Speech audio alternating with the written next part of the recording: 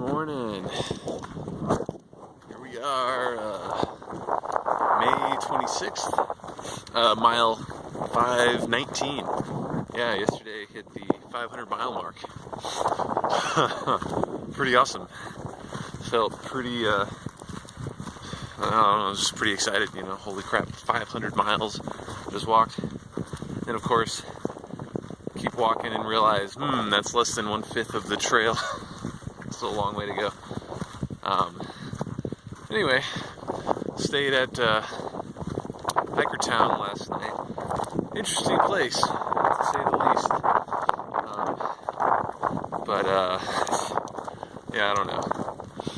I guess I'm not trying to say anything necessarily. Or just put it this way, I'm not saying anything about anybody personally. I'm not saying anything about any broad strokes of the trail, the people on the trail, or anything like that. It's just my personal ideas and opinions and experiences so far. There's a lot of people on the trail right now relative to how it's been apparently a few years ago even. So, you know, the last few trail angels I've stayed with, the Softleys at Casa de Luna and now Hiker Town, this place has been pretty packed, and you know, it's a theme everywhere. I'm in the middle of the herd right now, so a lot of people in front and behind and coming through along with me. And me personally, my philosophy, and this is what it really comes down to, I think, a clash in philosophies. I am trying to do every inch of the trail and the detours, you know, to say that it, you know, at least every section that's legally accessible and safe to travel on, as long as I am healthy enough to do it. Basically, those are kind of my guidelines that I go by. And I have been.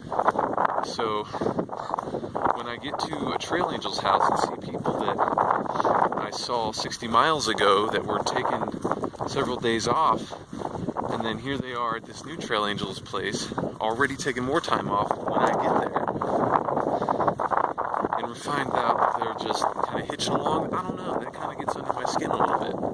You know, hike your own hike, sure, but when you're taking up space and using the facilities of the hikers that actually really need it, you know, like when I got into Hiker Town, there were people that just left Casa de Luna after a day or two off, having hitched in to Hiker Town, gonna ride all the way, and you know, I walked the 40 miles there, even though I walked for the fire enclosure. When I get in and there's nowhere to go, I set up my tent, so basically, and you know, that's fine, I like my tent anyway. But, and again, I don't want to say anything about anybody personally, it's just, I don't know, maybe because of the rise in numbers of people, we do need more hardened facilities out here, you know. I heard a statistic that said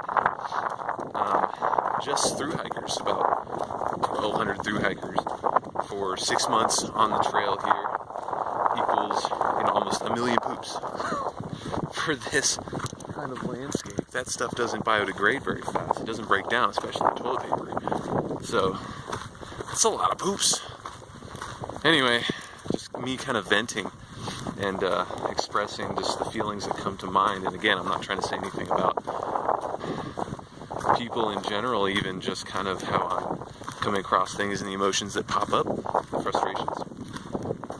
But anyway, that aside, check that out. It's the LA Aqueduct.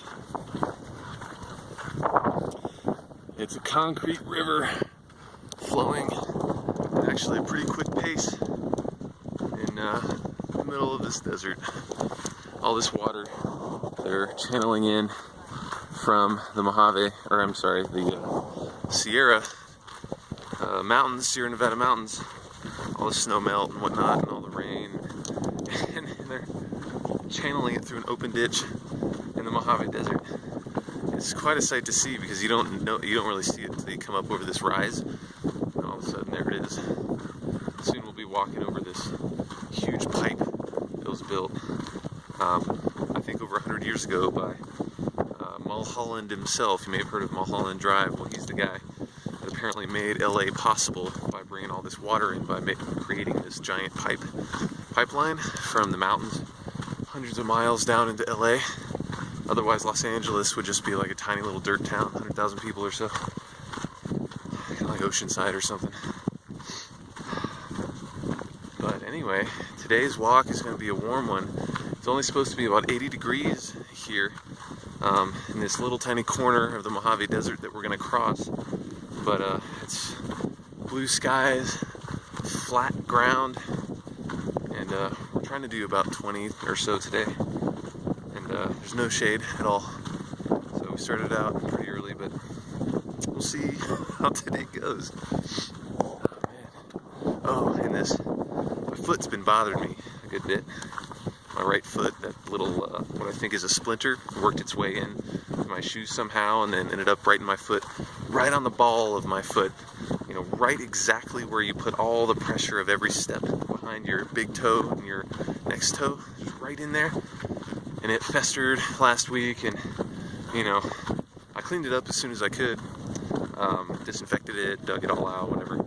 But it just, the fact that I'm walking so much on it, like 20 miles every day, the impact of every step, it's not letting it heal up so well. So it's kind of the swelling of it trying to heal.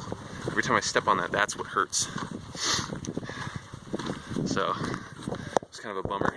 I hear though, and everybody's still talking about it, who knows until I get there, but everybody is kind of backlogged at Kennedy Meadows anyway. Not too many people are going through. So a lot of people even have come back to stay and hang out in Tehachapi, where we'll be tomorrow evening, just to wait out the snow for another week or two. I don't really want to wait much. Personally, I feel relatively confident with the conditions that are up there. They're not, you know, too bad. Just people are freaking out a little bit because the last few years there has been no snow. But I'm thinking I might take a day or two off again in Tehachapi just to let this thing heal up, because you know, ibuprofen only goes so far. Yeah, it's kind of the state of affairs as I know.